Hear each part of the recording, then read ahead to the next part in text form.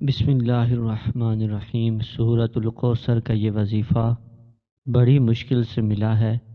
300 करोड़ भी मांगोगे तो इंशाअल्लाह मिलेंगे। बिस्मिल्लाहिर्रहमानिर्रहीम। अस्सलामु अलैकुम वरहमतुल्लाहि वबरकातुहू। मोहतरम नाज़रीन कराम, आज आपको सूरत कौसर का एक बहुत ही नायाब और मुजर्रब वजीफ़ा बता रहा हूँ।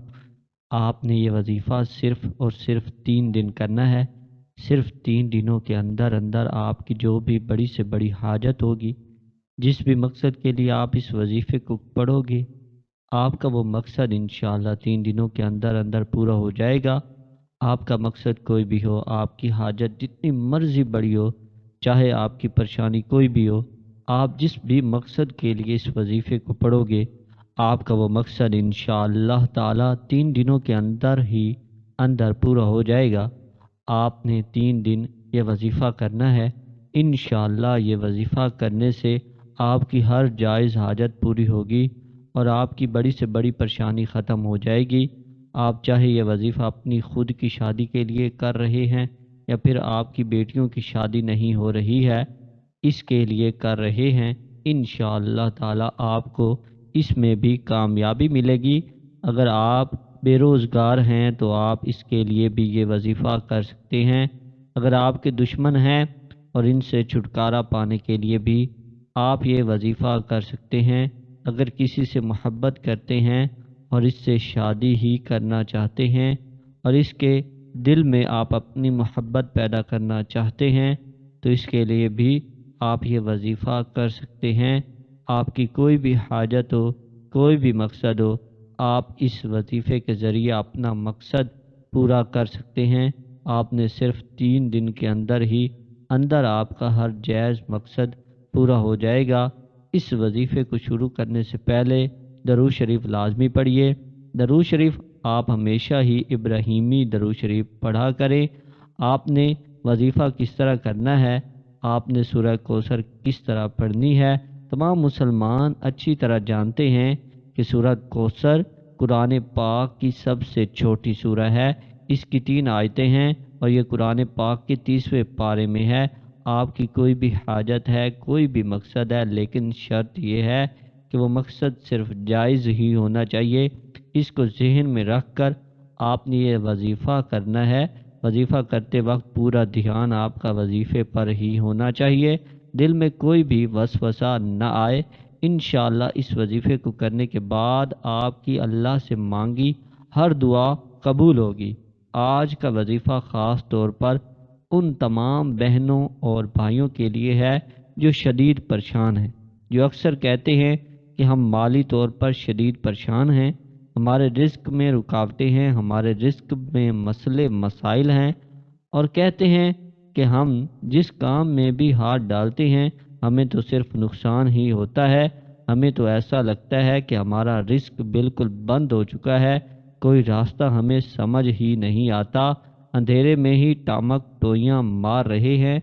आप ही हमें बताएं कि हम क्या करें, हम ऐसा कौन सा ख़ास वजीफ़ा पढ़ें। लेकिन अगर कोई वजीफ़ा करें भी तो हमारा क्या गया, कोई भी वजीफ़ा असर ही नहीं करता। तो नाज़रीन कराम, आज इन तमाम बहनों और भाइयों के रिस्क और दौलत के जितने भी मसाइल हैं, इंशाअल्लाह ताला वो सारे के सारे हल हो जाएंगे। और इंशाअल्लाह जो लोग कर्ज़ों में डूबे हुए हैं, जिन लोगों का बाल बाल कर्ज़ों में जकड़ा हुआ है, इनका कर्ज भी उतर जाएगा कि इन्हें खबर भी नहीं होगी। और जो बंदा नौकरी के लिए शदीद परेशान है, रिज़्क के जितने भी मसाइल हैं, इन सब मसाइल के लिए आपको इस मसले को जहन में रखते हुए ये वजीफ़ा करना है। ये वजीफ़ा आप किसी भी वक्त और किसी भी जगह पर कर सकते हैं। बेशक आप इसे चलते फिरते कर लें या फिर जहाँ भी आप मौजूद हों, किचन में मौजूद हों, चारपाई पर हों, सफ़र में हों या घर में कोई काम कर रहे हों, बाहर किसी पार्क में चहलकदमी कर रहे हों या फिर खेतों में काम कर रहे हों, आप बआसानी इस वजीफ़े को कर सकते हैं। इस वजीफ़े को पढ़ने के लिए वक्त की भी कोई पाबंदी नहीं, किसी भी वक्त आप ये वजीफ़ा कर सकते हैं। काम कर रहे हैं, दिन रात, सुबह शाम, बारिश में या आंधी में, गर्ज आप हर वक्त कर सकते हैं। اگر آپ نوکری پر ہیں تو آپ اس سے مزید بہتر اور مزید اچھی نوکری چاہتے ہیں یا کسی بھی رزق کے مسئلے کے لیے آپ یہ وظیفہ کریں، لیکن اس مسئلے کو ذہن میں رکھتے ہوئے ہی وظیفہ کریں۔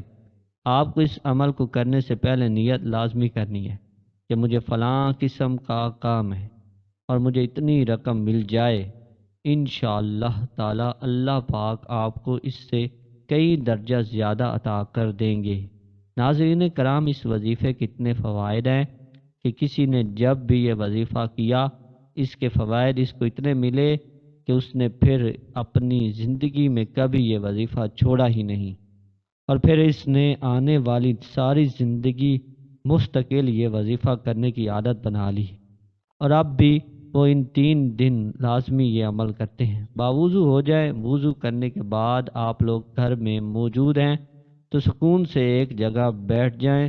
کبھی بھی جلد بازی میں آپ لوگ کوئی بھی عمل یا وظیفہ بالکل بھی نہ کرنا، بلکہ مکمل سکون اور اطمینان سے آپ لوگ کہیں بیٹھ جائیں۔ سب سے پہلے 7 مرتبہ درود پاک پڑھ لیں، لیکن یاد رکھیں کہ درود شریف آپ ہمیشہ ابراہیمی درود ہی پڑھا کریں، اور درود ابراہیمی تو دنیا کے ہر مسلمان کو آنا چاہیے، کیونکہ درود ابراہیمی کے بغیر تو نماز بھی اللہ تعالیٰ کی بارگاہ میں قبول نہیں ہوتی۔ آپ سب ایک مرتبہ میرے ساتھ بھی درود ابراہیمی پڑھ لیں۔ اللہم صلی علی محمد وعلی آل محمد کما صلیت علی ابراہیم وعلی آل ابراہیم انک حمید مجید۔ اللہم بارک علی محمد وعلی آل محمد کما بارکت علی ابراہیم وعلی آل ابراہیم انک حمید مجید۔ جب 7 مرتبہ آپ درود ابراہیمی پڑھ لیں تو آپ سورہ کوثر کو 21 مرتبہ پڑھ لیجئے۔ اِنَّا أَعْطَيْنَاكَ الْكَوْثَرَ فَصَلِّ لِرَبِّكَ وَانْحَرْ إِنَّ شَانِئَكَ هُوَ الْأَبْتَرُ۔ ناظرین کرام، جب سورہ کوثر کو آپ لوگ 21 مرتبہ پڑھ لیں، اس کے بعد آپ کو 21 مرتبہ یا اللہ یا رحمان، یا اللہ یا رحمان، یا اللہ یا رحمان کا آپ لوگوں کو ذکر کرنا ہے۔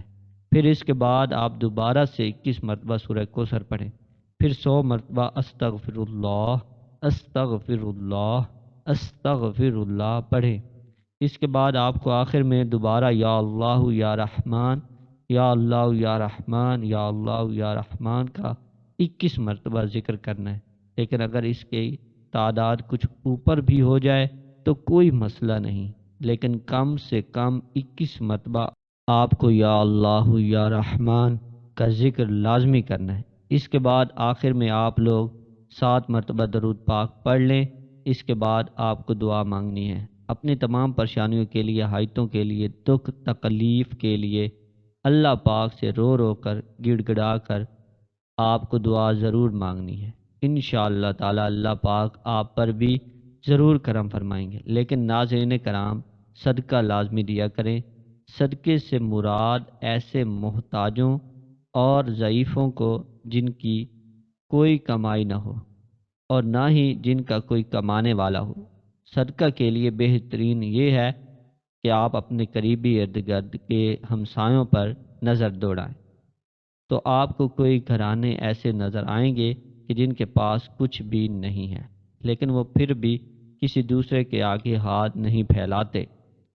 انہیں اپنا فالتو سامان یا مال اور روپیہ اس نیت سے دیں کہ صرف اللہ کی اطاعت ہو اور اس کی مخلوق کا کام بنے۔